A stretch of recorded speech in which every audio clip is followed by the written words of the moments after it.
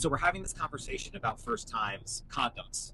So you had to go out. You made this girl drive you to go get them. You Yep. had no idea like where to look for them. Yep. You didn't know what was I'm what. so proud of little Johnny for that too, though, for being right. Because like in the context of like a super bad movie or whatever, I'm a McLovin in that situation, or a Seth or whatever his name, like whatever that's a dorky like So you had never had any other than knowing condoms exist and they're a thing to use. You had no education about them.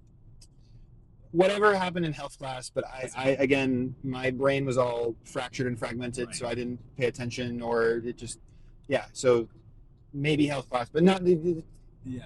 In effect, no. Yeah. Not really. Well, because it's been making me think about it since you brought it up, and I'm like, yeah, I don't ever remember getting a talk other than health class related to condoms. I don't remember male friends talking about them, exchanging information about like brands to use or what girls may have said about specific ones. Like, I think with condoms, literally anything I knew was what I got in health class, and then what I continued to find out through like film and TV.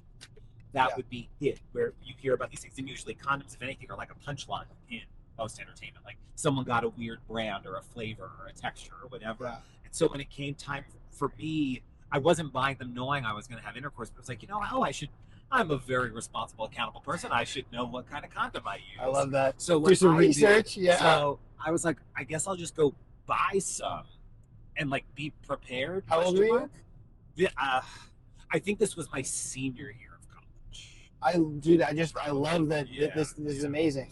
Wow. It was my senior year of college, and I went to the store and I bought like 3 or 4 different kinds. Like I bought a soft one. I bought not a soft one, extra thin. Soft. Yeah, I got like extra skin thin, whatever the hell you call it. I got a large one. I got a regular one. I got something else, and I was like, okay, I have to try to put these on now. And I'm like, I guess I have to get hard. So started having what you would call now a gooning experience. Got hard, and I was like, all right, let me try to put these on. So like remembered what I learned, pinch the top, roll it down, yada yada, and was like, all right, what feels comfortable? Like what sensation do I like the best between these like 4? And ultimately found the brand that worked for me. Shout out to Skin, thank you very much. But that was how I Give us a check. Where's the check? Yeah. Where's the check? The healthy sex education right here. But yeah, I use Skin, and that's what I was like. All right, this is what I like, and then that for the rest of my life has been my brand ever since then. Yeah. And I'll give you. Go ahead. I love that you were willing. You even asked. You thought, does this feel good? Which sensation is best? Because I just don't think that I was encouraged to even ask that question as a boy.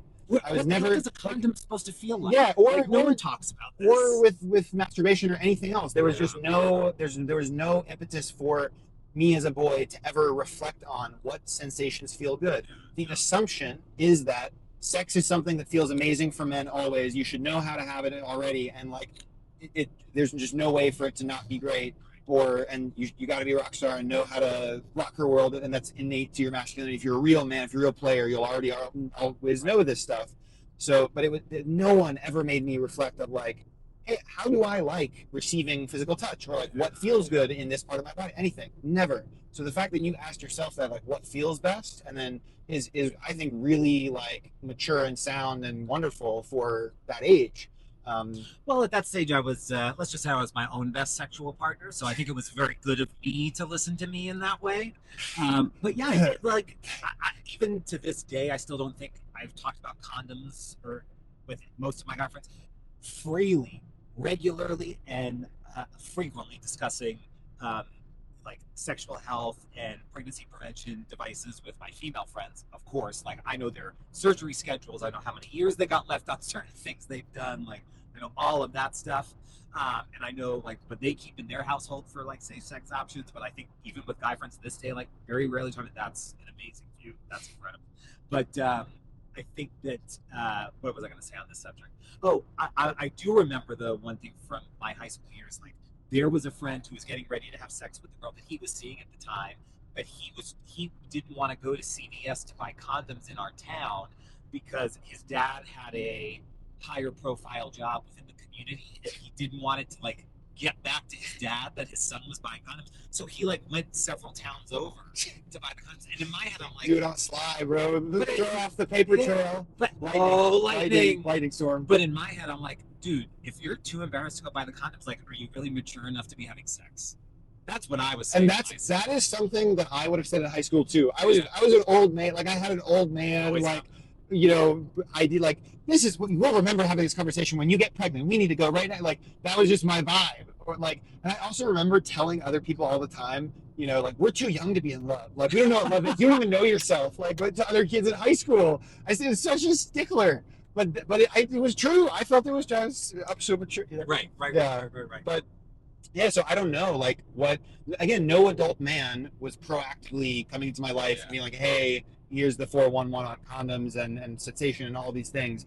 I also think that there's a cultural narrative around condom usage for men and boys where condoms are something that men hate and that it feels bad and it ruins sex. We're doing this for the woman. Yeah, only doing this for the woman, or women force me to, and it's women are the gatekeepers of sex that say like, "Oh, did you bring a condom?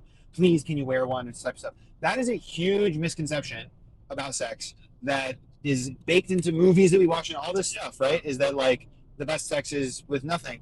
I personally like condoms don't change sex significantly whatsoever, especially once you find which one feel good. And it is so advantageous to use because it's taking care of your sexual health, your partner's sexual health. Like it's just necessary. Your future partner's sexual health. So that is a part of, again, like rape culture and our attitude on sex is that it's the woman's responsibility to care at all about contraception, and men are reluctant users of, like, you know, it's always so like I keep condoms in my car. I keep them in like I am responsible always for bringing contraception because they're all over this car. You cannot see them in this car. This is what's up there. He has condoms everywhere. You would never believe it. And behind your ear. There it is. Yeah. My hat. Or your hat. No, but like seriously though, it's my responsibility. If I want to be having sex, it is my responsibility to be safe about that and conscious, right? And like, yeah. So it's for. I want to tell you one more story about a condom. And then I think we should wrap this because I want to watch this lightning storm. We'll get some B-roll for everybody so they can see the craziness that we're seeing. That's beautiful. But so I lived at home for a year and a half after I graduated college as I was starting my business with my partners. And my parents had some work done on their fridge, or they got a new fridge. I can't really remember at this point in time. So a guy came over to install it. That night, I'm getting ready to go out with friends. We're going to dinner, going to the bar or whatever. And my dad starts making all these jokes. Like, by the way, we found this condom under the fridge. Not a used condom, a condom in the wrapper. So you knew the brand and everything. And he just like wouldn't relent. And as I've said before, like already an awkward, uncomfortable relationship with my dad. Obviously, I'm better at handling it because I'm in my early 20s at this point and I've been starting to do my work on that relationship. But he just won't let it go. He won't stop like ribbing me about it. And then I get to the garage door. I'm about to leave. And then finally, I'm just so fed up with it. I have the door open. I got one foot out, and I'm like, dude, leave me alone. It's not even my brand. And then I slam the door shut and walk out of the house. Funny. And I was like, yep, you know what? When I come home, if you don't ask me what my brand is, I know everything I need to know right now. Yeah, but that's funny. That was not even my brand. That is as much as my father and I ever talked about condoms. Yeah. So that did not learn it there. I don't have a brand necessarily. But you could be the brand that sponsors it. I could have a brand. Yeah, we could have. We could. Yeah. Also, Plan A for men. I'm trying to talk to you. Out. I'm trying to talk all things contraception. All things men need. We need to take responsibility for our own sexual health, our contraception, all that stuff. Yes. I'm there. I'm about it. So any sponsors that are, in the picture. All right. More from the Brotherly Love Road Trip coming soon.